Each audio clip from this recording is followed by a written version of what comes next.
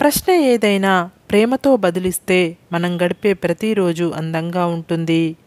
బదులిచ్చే విధానంతోనే సగం ప్రపంచాన్ని గెలిచేయొచ్చు. అదృష్టం అంటే ధనం, ఆస్తులుండటం కాదు. చేతి నిండా పని, కడుపు నిండా తిండి, కంటి నిండా నిద్ర, కష్టసుఖాలను పంచుకునే సన్నిహితులుండటమే. ఒకే ఒక్క రోజు బ్రతికే పువ్వే తల ఊపుతూ విరబూసి నవ్వుతూ ఉంటే, నూరేళ్లు బ్రతికే మనం చిరునవ్వుతో బ్రతకలేమా?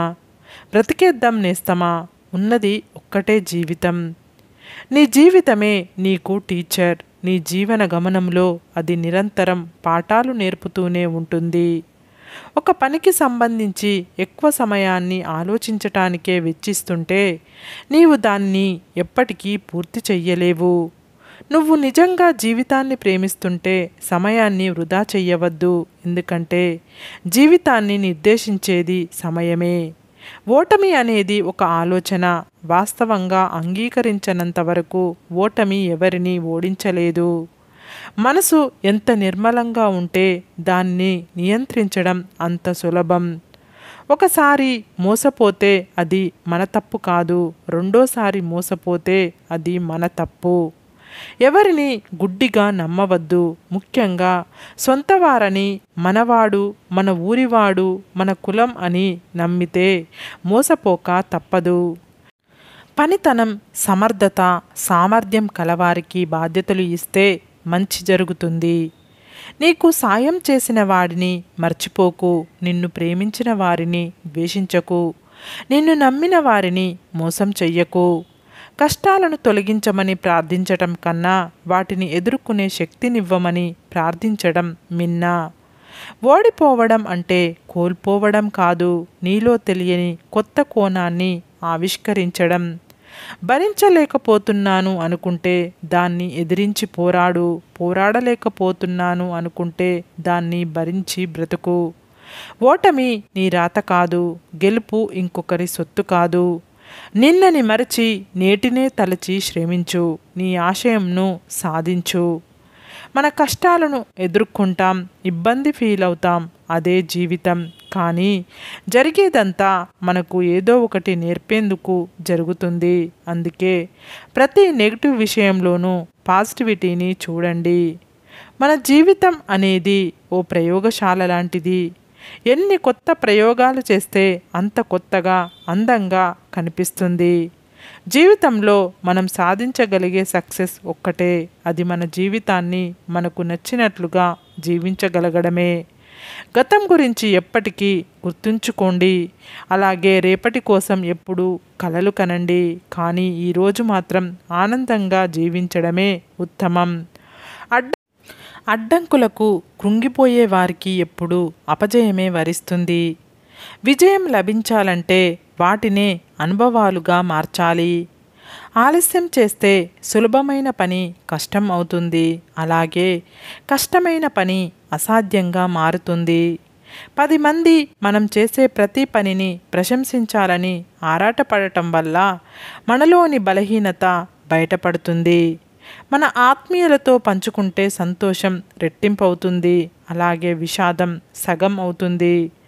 ఎంత ఆకలితో ఉన్న సింహం గడ్డిని మేయదు. అలాగే కష్టాల పరంపర చుట్టుముట్టిన ఉత్తముడు నీతి తప్పడు. కేవలం ఊహలతోనే కాలాన్ని గడిపితే ప్రయోజనం ఉండదు. నారు పోసినంత మాత్రాన పంట పండదు కదా. చీకటి తర్వాత వచ్చే వెలుతురు చాలా ఆనందాన్ని ఇచ్చినట్లుగానే కష్టాల తర్వాత వచ్చే సుఖాలు ఎంతో సంతోషాన్ని ఇస్తాయి. నీ బాధ్యతలను నీవు సరిగ్గా గ్రహించినప్పుడు నీ ఆశయాలను పూర్తి చేసుకోవాలనే పట్టు నీలో కనిపిస్తుంది. జీవితంలోని కొన్ని క్షణాలు జ్ఞాపకాలుగా మారినప్పుడు పడే బాధ చాలా కష్టమైనది. మనతో ఉన్నప్పుడే వాటి విలువను గుర్తించాలి. అందమైన జీవితం వెతికితే దొరకదు, మనం నిర్మిస్తే తయారవుతుంది. గొప్ప పనులు చేయలేని వారు చిన్న పనులు గొప్పగా చేయటం ద్వారా ఆనందాన్ని పొందవచ్చు. ఎక్కువగా వేచి చూడకు. సమయం మనకు పూర్తిగా అనుకూలంగా ఎప్పుడూ ఉండదు.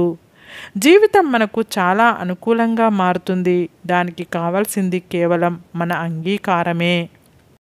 జీవితం అంటే నిన్ను నువ్వు చూసుకోవడం కాదు, నిన్ను నువ్వు రూపుదిద్దుకోవడం. నీకు కావలసిన దానికోసం శ్రమించకుండా పోగొట్టుకున్న దాని గురించి ఏడవడం మూర్ఖత్వం అవుతుంది. అర్ధరహితమైన మాటల కన్నా అర్థవంతమైన నిశ్శబ్దం చాలా గొప్పది. ఎక్కువగా నమ్మటం, ఎక్కువగా ప్రేమించడం, ఎక్కువగా ఆశించడం ఫలితంగా వచ్చే బాధ కూడా ఎక్కువగానే ఉంటుంది. జీవితంలో ఆనందాన్ని అందించే ఒక తలుపు మూసుకుంటే మరో తలుపు తెరుచుకుంటుంది. కానీ మనం మాత్రం ఆ మూసిన తలుపు వైపే చూస్తూ మన కోసం తెరిచిన తలుపును చూడకుండా వదిలేస్తాం. తన వైపు ఇతరులు విసిరే రాళ్లతో తన ఎదుగుదలకు పునాదులు వేసుకునేవాడే తెలివైన వ్యక్తి. ఇతరుల భావోద్వేగాలకు స్పందించేవారు అనుబంధాలను పదిలంగా కాపాడుకుంటారు.